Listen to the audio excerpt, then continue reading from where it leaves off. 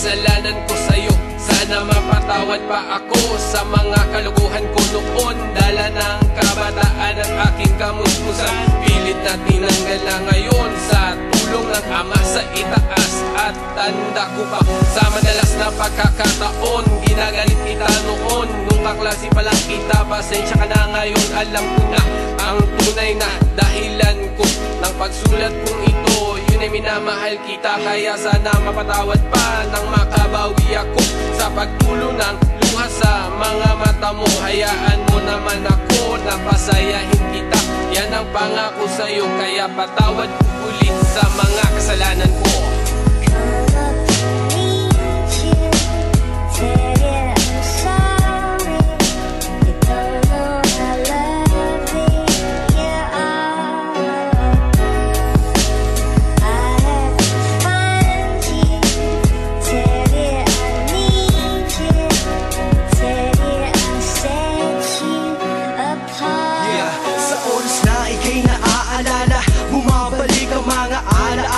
Panahon na lagi magkasama, patandang-tanda ko pa ang una nating pagkikita. Binulong mo sa'kin, tenga ko kailan ulit tayo pwedeng magkita. At doon na nga nag-umpisa, istorya matalabela natin dalawa. Subat biglang nag-iba na wala hanggang ikay nagsawa. Kung may babalik ko lamang ang mga nakaraan, di ko hayaan na malamatan o masulatan, bibigyan ng tunay na kahalagahan. Nagbago ang lahat, simula na magkaroon ng lamat. Ang pangarap nating dalaw ay tuluyan nang ang nabasa. Sinubukan kong buuin, gamutin, ginawa ko ang lahat. Nagbabakasakali na magkaroon ng himala sa muli nating paghaharap. Ngunit walang nagawa ng sinabi mo, ayaw mo na. Hinilit kitang niyakap pero sabi mo, please tama na. Wala na, huli na, di na maibabalik pa. Kahit lumuha man ang dugo, wala na rin mapapala.